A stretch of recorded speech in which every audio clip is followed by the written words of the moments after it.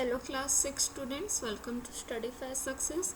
So today I will continue the chapter 9 of science, the living organisms and their surroundings.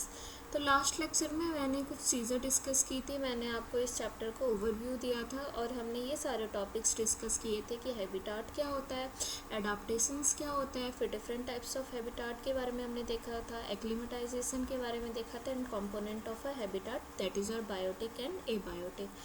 फिर हमने next थोड़ा सा recap भी लिया था। तो आज मैं आपको थोड़ा सा हैबिटाट से हम फिर से स्टार्ट करते हैं और मैं आपको लास्ट लेक्चर का रिकैप दे देती हूँ कि हमने एक्चुअल में हैबिटाट क्या क्या पढ़े थे। तो दो तरीके के हैबिटाट हमने पढ़े थे, टेरेस्ट्रियल पढ़ा था एंड एक्वेटिक हैबिटाट पढ़ा था। टेरेस्ट्रियल में भी हमने आपके ये 5 टाइप्स ऑफ हैबिटाट देखे थे, polar regions, mountains and deserts, grasslands and forest. और वहीं पे एक्वेटिक में हमने 3 टाइप्स ऑफ एक्वेटिक हैबिटाट देखे थे, fresh water habitat, marine habitat and coastal habitat. Acclimatisation क्या बोला था, एक एबिलिटी होती है जो कि कोई ऑर्गेनिज्म अपने बॉडी में चेंजेस कर रहा है for a short period of time to adjust itself to the surrounding atmosphere, it is known as acclimatisation. मतलब कुछ टाइम के लिए, थोड़े समय के लिए कोई बॉडी स्मॉल एडजस्टमेंट कर रहा है ताकि वो सराउंडिंग में सर्वाइव कर सके, सर्वाइवल के लिए अपने, तो वो आपके एक्लिमेटाइजेशन हो गए। फिर बायोटिक कंपोनेंट्स में हमने चीज़ें डिस्कस की थी कि जितने भी लिविंग ऑर्गेनिजम्स किसी हैबिटाट के होते हैं वो बायोटिक कंपोनेंट होते हैं, और एबायोटिक में जितने भी नॉन लिविंग थिंग्स होते हैं किसी हैबिटाट के, that is your abiotic component. और इनके कुछ हमने प्रॉपर्टीज़ पढ़ा था कि एयर क्यों ज़रूरी है और एयर क्या होता है, वाटर, सॉइल, टेम्परेचर, ये सारी चीज़ें। तो आज हम फिर से डिस्कस करेंगे और एडाप्टेशन से स्टार्ट करते हैं, ठीक है। तो यहाँ से आज हमारा चैप्टर शुरू हो रहा है। जो अभी चीज़ें बताई वो खाली ओवरव्यू था चैप्टर का कि इस चैप्टर में हम क्या क्या चीज़ें पढ़ने वाले हैं। तो पहला हमारा टॉपिक आता है अडाप्टेशन। हैबिटाट से भी पहले हम समझते हैं कि एक्चुअली में अडाप्टेशन होता क्या है। The change of specific features and habitats which enables a plant or an animal to live in a particular habitat is called an adaptation. तो अडाप्टेशन क्या होता है, ये चेंज होता है किसी भी स्पेसिफिक फीचर्स या हैबिटाट में जो कि किसी प्लांट और एनिमल को एक पर्टिकुलर हैबिटाट में रहने में, अडाप्ट करने में या उसके सर्वाइवल के लिए ज़रूरी होता है। उस ability to change, this is known as adaptation. तो उस चेंज को क्या कहते हैं, उस एबिलिटी जो चेंज कर सकती है अपने कोई भी बॉडी को या छोटे छोटे एडजस्टमेंट कर सकती है जिससे कोई प्लांट या एनिमल सर्वाइव कर सके किसी पर्टिकुलर हैबिटाट में, वो एडाप्टेशन कहलाते हैं। और हैबिटाट क्या होता है, एक ऐसा प्लेस होता है जहाँ पे कोई ऑर्गेनिज्म रह सके, उसे अपना खाना मिल सके, उसके ब्रीडिंग के लिए वहाँ पे फेवरेबल कंडीशंस हो, शेल्टर प्रोवाइड करे, तो वो प्लेस आपका हैबिटाट कहलाता है। और वहीं पर रहने के लिए जो चेंजेस करता है कोई organisms for their survival, that is your adaptation. तो आई होप ये दो वर्ड का आपको क्लियर हो गया होगा, मतलब कि एक्चुअल में दोनों है क्या, ठीक है। तो हैबिटाट के हमारे दो कंपोनेंट है, एक होता है बायोटिक कंपोनेंट, एक होता है एबायोटिक कंपोनेंट। तो बायोटिक कंपोनेंट में आपके जितने भी लिविंग ऑर्गेनिजम्स होते हैं किसी हैबिटाट के बायोटिक कंपोनेंट में आते हैं, और एबायोटिक कंपोनेंट में आपके जितने नॉन लिविंग ऑर्गेनिजम्स होते हैं वो एबायोटिक कंपोनेंट में आते हैं, ठीक है। अब हम देख लेते हैं बायोटिक कंपोनेंट में आते क्या क्या है। Plants, animals, micro organisms, these are your biotic components. And light, temperature, water, soil, air, these are your abiotic components, ठीक है। अब तो पहले एबायोटिक कंपोनेंट से शुरुआत करते हैं। First abiotic component is your light. Light means not वो वाला लाइट, एलईडी लाइट नहीं, सनलाइट वाला light, okay. The sunlight is essential for the survival of the biotic components. अच्छा, एक बात और कि बायोटिक कंपोनेंट्स के सर्वाइवल के लिए जितने भी फेवरेबल कंडीशंस हैं ना, वो हमारे एबायोटिक ही प्रोवाइड करते हैं, ठीक है। लास्ट लेक्चर में मैंने आपको ये पॉइंट बताया था, तो फिर भी यहाँ पर एक बार बता दिया। So the sunlight is essential for the survival of the biotic components as the sun is the ultimate source of energy for all living organisms। तो इसमें क्या बोला जा रहा है कि जो हमारा सनलाइट है, जो धूप होती है, सूरज की जो रोशनी होती है, वो बायोटिक कंपोनेंट के सर्वाइवल के लिए काफ़ी ज़रूरी है। क्यों ऐसा कहा जा रहा है, क्योंकि सन एक अल्टीमेट यानी कि ग्रेटेस्ट सोर्स है एनर्जी का सारे लिविंग ऑर्गेनिजम्स के लिए, हमारे लिए ही नहीं बल्कि आप प्लांट की भी बात कर लो तो प्लांट सनलाइट का यूज़ करती है for making their food and the process is known as photosynthesis. आपने पढ़ा होगा इससे पहले चैप्टर में, ठीक है। This sunlight affects growth, flowering, seed germination and in many other ways in plants। तो ये जो सनलाइट होती है उसकी ग्रोथ को, उसकी फ्लावरिंग पैटर्न को, मतलब फ्लावर होना, सीड की जर्मिनेशन, सीड का मतलब बीज का अंकुरित होना, बहुत अलग अलग तरीके से ये प्लांट के अफेक्ट करती है ग्रोथ में, ठीक है। फिर indoor plants put in this shade for a long time grow faster but become delicate and weak. वहीं पर अगर हम इंडोर प्लांट्स की बात की जाए, अगर उसको लंबे समय तक शेड में मतलब छाया में रख दिया जाए विदाउट एनी सनलाइट, तो ये फास्ट तो ग्रो करते हैं पर क्या होते हैं, डेलिकेट और वीक हो जाते हैं, मतलब काफ़ी कमज़ोर हो जाते हैं, नाजुक हो जाते हैं, ठीक है। डेलिकेट यानी नाजुक होता है। Light also affects animals. ये लाइट एनिमल्स, सिर्फ प्लांट्स के लिए नहीं ज़रूरी है, एनिमल्स को भी अफेक्ट कर रही है। अच्छा, प्लांट और एनिमल इसमें क्या है, बायोटिक कॉम्पोनेंट है, ठीक है। Animals living in caves and burrows where sunlight can't reach have very much reduced eyes. तो एनिमल्स जो कि केव्स में रहते हैं, मतलब गुफा में रहते हैं, बरो में रहते हैं, जैसे रैबिट रहता है, तो यहाँ सनलाइट ना नहीं पहुँच पाती, तो इसीलिए जो एनिमल्स इस जगह पे रहते हैं इनके कैसे आइज़ होते हैं, काफ़ी रिड्यूस, छोटे छोटे आइज़ होते हैं। और वहीं पर अगर हम एम्ब्लाइपासिस की बात करें, सॉरी एम्ब्लियोप्सिस की बात करें, तो इनके पास तो आंखें भी नहीं होती। एम्ब्लियोप्सिस क्या होता है, ये ना छोटे छोटे फिश होते हैं, ठीक है, सेंट्रल या ईस्टर्न अमेरिका के पास पाए जाते हैं। और ये एंडेमिक स्पीसीज़ है, मतलब ख़त्म होने के कगार पे है, ठीक है। तो ये हर जगह नहीं पाए जाते हैं, मतलब किसी स्पेसिफिक रीजन में ही पाए जाते हैं, इसीलिए इनके ना एक्सटिंक्शन के चांसेस ज़्यादा होते हैं, यानी लुप्त होने के चांसेस ज़्यादा होते हैं। फिर अगर हम नॉक्टर्नल एनिमल्स की बात करें, तो नॉक्टर्नल एनिमल्स कौन से होते हैं, जो नाइट एनिमल्स होते हैं, रात वाले। Some animals like bats, cockroaches and owls, इन्हें हम क्या कहते हैं, नॉक्टर्नल एनिमल्स कहते हैं। क्यों? क्योंकि ये नाइट के मतलब रात के दौरान एक्टिव रहते हैं, ठीक है। नेक्स्ट हमारा जो एबायोटिक कंपोनेंट आता है वो है टेम्परेचर। तो टेम्परेचर क्या होता है, ये रेगुलेट करता है growth, movement, reproduction, morphology and other aspects of life. तो मतलब किसी भी ऑर्गेनिज्म का ग्रोथ को, उसकी मूवमेंट को, रिप्रोडक्शन यानी कि एक ऐसा प्रोसेस जिसमें आप न्यू बीइंग क्रिएट कर सको, रिप्रोड्यूस करने की एबिलिटी को, मॉर्फोलॉजी के अलग अलग लाइफ के एस्पेक्ट्स को ये काफ़ी अफेक्ट करता है, रेगुलेट करता है, ठीक है। अब देख लेते हैं किस तरीके से करता है। तो animals living in hot areas जैसे कि आपके snakes, desert rats and lizard are not able to get sufficient water, इसीलिए उनके पास थिक स्किन होते हैं and they do not sweat.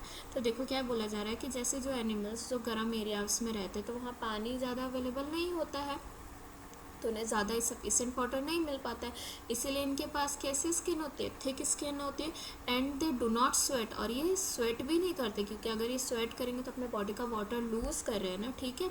तो एक तो वाटर ऐसे भी नहीं मिल रहा है उसमें, वो स्वेट भी करने लग जाए तो उनका सर्वाइवल काफ़ी डिफ़िकल्ट हो जाएगा, राइट। नेक्स्ट आपका एनिमल आता है डेजर्ट एनिमल, जैसे कि कैमल। इनके पास लॉन्ग लेग्स होते हैं। ऐसा क्यों होता है, long legs help them to lift their body above the ground, thus they are able to avoid direct contact with the hot ground. तो जैसे कि आप जानते हो डेजर्ट रेगिस्तान में काफ़ी गर्म हॉट ग्राउंड होता है, ठीक है, काफ़ी गर्म हॉट टेम्परेचर होता है। तो कैमल्स के पास लॉन्ग लेग होता है ताकि ये अपने बॉडी को, मतलब जो लॉन्ग लेग्स है ना, ये इनके बॉडी को ऊपर लिफ्ट करके रखते हैं, ऊपर रखते हैं, ग्राउंड से कांटेक्ट काफ़ी दूर रहता है। तो जिससे क्या हो रहा है, अगर लेग काफ़ी लंबा है तो इनके बॉडी का कांटेक्ट डायरेक्ट ग्राउंड से काफ़ी कम है। तो यही चीज़ ये क्या करता है, लॉन्ग लेग इनकी हेल्प करता है to avoid direct contact with the hot ground, ताकि उन्हें ज़्यादा गर्मी ना लगे। नेक्स्ट हमारा एबायोटिक कंपोनेंट जो आता है वो है वाटर। तो सारे ऑर्गेनिजम्स को वाटर की ज़रूरत है for their survival. Aquatic plants की बात कर लेते हैं। तो इन एक्वेटिक प्लांट्स वो प्लांट्स होते हैं जो ऐसे रीजन में रहते हैं जहाँ वाटर होता है, ठीक है। तो एक्वेटिक प्लांट में क्या होता है, रूट सिस्टम प्योरली डेवलप्ड, मतलब इनका रूट सिस्टम बहुत ही बुरी तरीके से डेवलप्ड होता है, अच्छे से डेवलप नहीं होता है। Air filled cavities inside the body make them spongy and buoyant. अच्छा, ये एनिमल्स की बात की जा रही है कि एक्वेटिक एनिमल्स जो होते हैं ना, उनके पास एयर फिल्ड कैविटीज़ उनके बॉडी के अंदर मिलता है जो उन्हें काफ़ी स्पॉन्जी एंड बायंट बनाती है। और जो लीव्स होते हैं आपके इसमें सबमर्ज प्लांट्स में, जो प्लांट्स नीचे ग्रो करते हैं वाटर में, वो काफ़ी थिन और नैरो होते हैं। बल्कि जो फ्लोटिंग प्लांट्स होते हैं इनके जो लीव्स मतलब ये क्या होते हैं, काफ़ी बिग एंड फ्लैट होते हैं विथ वैक्सी कोटिंग। तो सबमर्ज्ड प्लांट्स के अगर लीव्स की बात की जाए तो ये थिन एंड नैरो होते हैं। वहीं पर अगर फ्लोटिंग प्लांट्स जो पानी में तैर रहे हैं, सबमर्ज्ड मतलब पूरे डूबे हुए हैं, उनके लीव्स थिन एंड नैरो है। फ्लोटिंग प्लांट्स जो पानी पे पूरे डूबे हुए नहीं है, ऊपर फ्लोट कर रहे, तैर रहे, तो उनके जो लीव्स होते हैं बिग होते हैं, फ्लैट होते हैं और उसके ऊपर वैक्सी कोटिंग होती है, जैसे मोम की परत टाइप की होती है। ठीक है। वहीं पर अगर हम डेजर्ट प्लांट्स की बात करें तो डेजर्ट प्लांट्स में, अच्छा ये तो अभी एक्वेटिक प्लांट्स के बारे में हमने बात करा था कि रूट सिस्टम प्योरली डेवलप, ये ना फीचर्स आते तो पढ़ के जाना। रूट सिस्टम पुअरली डेवलप्ड होता है, अच्छे से डेवलप, फुल्ली डेवलप नहीं होता है। नेक्स्ट एयर फिल्ड कैविटीज़ होती है जो इन्हें स्पॉन्जी एंड बायंट बनाती हैं एक्वेटिक प्लांट्स के अंदर। आई गेस मैंने एनिमल बोल दिया था, सॉरी फॉर दैट। एंड फिर इसमें अगर हम डेजर्ट प्लांट्स की बात करें तो इनके पास भी कुछ अडाप्टेशंस होती हैं रिलेटेड टू वाटर फॉर, जैसे कि इनका जो रूट सिस्टम होता है ना वेल डेवलप्ड होता है, बल्कि एक्वेटिक प्लांट्स का जो रूट सिस्टम था वो कैसा था, पुअरली डेवलप्ड था। ठीक है। फिर जो इनके जो स्टेम होते हैं काफ़ी सक्यूलेंट होते हैं एंड स्पॉन्जी होते हैं which help in storage end of water. तो अब सक्यूलेंट मतलब क्या होता है, मतलब काफ़ी रसीले टाइप के स्टेम होते हैं और स्पॉन्जी होते हैं। स्पॉन्जी का मतलब आप समझ रहे होगे, जो कि इन्हें हेल्प करते हैं वाटर को स्टोर करने में। It is also green and perform photosynthesis, और ये ग्रीन भी होते हैं और फोटोसिंथेसिस भी परफॉर्म करते हैं। इनका जो स्टोमेटा होता है, जो लीव्स पे टाइनी पोर्स प्रेजेंट होती है जहाँ से एक्सचेंज ऑफ गैसेस होता है, ये काफ़ी संकन होता है, सिकुड़ा हुआ होता है एंड लेस इन नंबर। और इनके जो लीव्स में जो ये छोटे छोटे स्टोमेटा जो पोर्स होते हैं ये भी काफ़ी लेस इन नंबर, काफ़ी कम होते हैं। ठीक है। Leaves are either very small और कन्वर्टेड इनटू स्पाइन्स, या तो लीव्स इनके काफ़ी छोटे छोटे होते हैं या फिर वो किसमें, कांटे में बदल जाते हैं। कैक्टस ही देख लो आप। तो इस तरीके से वाटर इनके एडाप्टेशंस को अफेक्ट करता है। नेक्स्ट आपका फिश आ गया। तो फिश के लिए भी कुछ अडाप्टेशंस है, जैसे कि एक्वेटिक मतलब सॉरी इसकी बात कर ले, फिश के अडाप्टेशन की बात कर ले तो टेपरिंग एंड्स होते हैं, नैरो टाइप का होता है। ठीक है। स्ट्रीमलाइन बॉडी होती है फिश की, मैंने आपको पढ़ाया था बॉडी मूवमेंट में। एंड स्लिपरी स्केल्स होते हैं जो कि इन्हें स्विमिंग में मदद करते हैं। और इनके पास रेस्पिरेशन के लिए, जैसे हमारे ह्यूमंस के पास रेस्पिरेशन के लिए लंग्स होते हैं, उसी तरीके से फिश के पास रेस्पिरेशन के लिए गिल्स होते हैं। ठीक है। तो ये तो हमारे एबायोटिक कंपोनेंट्स हो गए, लाइट, वाटर, टेम्परेचर, एयर। ठीक है। और ये आपके डेजर्ट प्लांट और ये कुछ एडाप्टेशंस हमने पढ़ ली वाटर के अंदर जो आती हैं। फिर ये डेजर्ट प्लांट में क्या अडाप्टेशंस होती है, फिश में क्या अडाप्टेशन होता है, ये पढ़ लिया। नेक्स्ट आता है हमारा फाइटोप्लैंक्टन्स एंड ज़ूप्लैंक्टन्स। तो दोनों का मतलब समझ लेते हैं क्या होता है। तो फाइटोप्लैंक्टन्स क्या होते हैं, ये फ्लोटिंग प्लांट्स होते हैं। ठीक है, जो तैरते हैं। ठीक है। और ज़ूप्लैंक्टन्स क्या होते हैं, ये छोटे छोटे स्मॉल एनिमल्स होते हैं जो क्या नाम है आपके, एक्वेटिक हैबिटाट के सरफेस पे फ्लोट करते हैं। तो planktons are plants, floating plants, and zooplankton are animals, floating animals which float on the surface of aquatic habitat. I hope it's clear now. तो यहाँ पे आपके कुछ नीचे इमेजेस है प्लांट्स की, aquatic plants and desert plants की। तो हम देख लेते हैं। तो एक्वेटिक प्लांट्स में अगर आपको नेम पूछे तो आप ये अच्छे से डायग्राम्स पढ़ के जाना। ये हाइड्रीला है आपका, क्या है, सबमर्ज प्लांट है। कैसा प्लांट है ये आपका, सबमर्ज प्लांट है। ठीक है। नेक्स्ट अगर बात की जाए तो न्यूलम्बो लोटस का ही नाम है, a root floating plant with large leaves. तो देखो, एक सबमर्ज प्लांट की बात की जाए तो वो हाइड्रीला है, जिसका सॉफ्ट और फ्लेक्सिबल स्टेम है, needle like leaves and poorly developed delicate roots. तो हमने पढ़ा था कि जो प्लांट्स होते हैं, एक्वेटिक प्लांट्स होते हैं, उनका जो रूट सिस्टम होता है पुअरली डेवलप्ड होता है। ठीक है। फिर यहाँ पर आपको दो तरीके के प्लांट दिखाए गए, एक सबमर्ज प्लांट जो फुल्ली मतलब पूरा पानी के अंदर ऐसे डूबा हुआ है।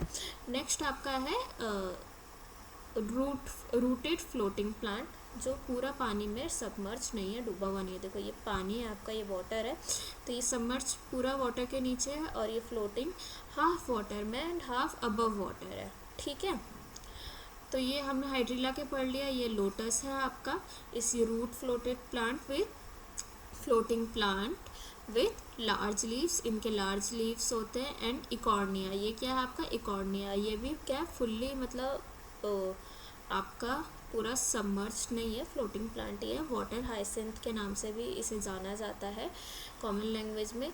ये फ्री फ्लोटिंग प्लांट है, ठीक है। लार्ज लीफ है और ब्लैडर लाइक पेटियोल्स, इसके पेटियोल्स कैसे ब्लैडर लाइक होते हैं फॉर बायंसी, बायंसी के लिए इनके पास जो पेटियोल्स है वो कैसे हैं, ब्लैडर जैसे शेप के हैं, ठीक है। नेक्स्ट आपका आता है डेजर्ट प्लांट्स। तो डेजर्ट प्लांट्स में आपका आता है ओपेंसिया। ओपेंसिया में क्या होता है, इनके जो स्टेम होते हैं succulent plant showing shallow and branched roots, thick and green stem, spine like modified leaves।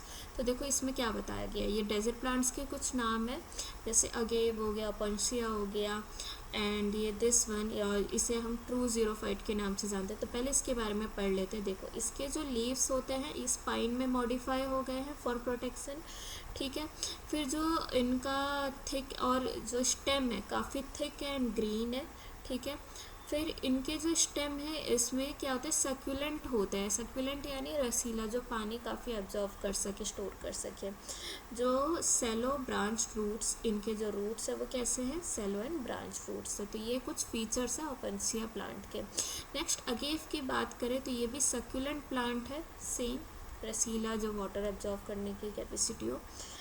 और इनके लीव्स कैसे हैं, फ्लैसी ग्रीन लीव्स हैं, और रूट और स्टेम इनके क्या है, रिड्यूस है, मतलब कम है, छोटे हैं, ठीक है। और इसकी बात की जाए तो इसे ट्रू ज़ीरोफाइट के नाम से भी जाना जाता है, और इसका रूट सिस्टम काफ़ी डीप है। ये दिख रहा है आपको इसके रूट्स, इसलिए इसको क्या कहा जा रहा है, काफ़ी डीप रूट सिस्टम है। पर इसके रूट्स क्या हैं, सैलो एंड ब्रांच्ड है। तो आपको डिफरेंस समझ आ रहा होगा, दोनों ही क्या है, मतलब तीनों ही क्या है, सक्यूलेंट प्लांट है, ठीक है। सो इस लेक्चर में हमने इतनी चीज़ें कवर की। नेक्स्ट लेक्चर में हम पढ़ेंगे interaction of biotic and abiotic component की, किस तरीके से बायोटिक एबायोटिक के साथ इंटरेक्ट करती है। अभी फिर मैंने आपको एक बात बोली थी कि बायोटिक के सर्वाइवल के लिए एबायोटिक कंपोनेंट ही हेल्पफुल होती है, मतलब फेवरेबल कंडीशंस प्रोवाइड करने वाले एबायोटिक कंपोनेंट्स ही होते हैं। तो उन चीज़ों के बारे में पढ़ेंगे, और वो किस तरीके से बायोटिक को एक तरीके से मतलब सर्वाइवल फेवरेबल कंडीशंस प्रोवाइड करें, वो सारी चीज़ें पढ़ेंगे, ठीक है। तो एक बात इसमें बस आप समझ लो कि जो ऑर्गेनिजम्स होते हैं do not live in isolation but are interdependent, मतलब ये आइसोलेशन अकेले नहीं रहते, ये एक दूसरे पर इंटरडिपेंडेंट होते हैं। तो क्लाइमेटिक फैक्टर्स हो गए, एनिमल्स हो गया, सॉइल फैक्टर हो गया, ये सारी चीज़ें हम नेक्स्ट लेक्चर में अच्छे से डिस्कस करेंगे, ठीक है। और तब तक के लिए आप इतना रिवाइज कर लो। And if you want to access notes for this lecture and other subjects, you can download our app Studify Success from the Play Store. Go to the section called YouTube Notes where you will find notes for every class and subject. Just download the app, register and sign up. You will get all the lecture notes easily. And if you are interested in attending our live classes, you can purchase our full course at very reasonable prices. Our live course included live doubt solving sessions and regular tests, full syllabus coverage and much more to help you score better. Thank you so much.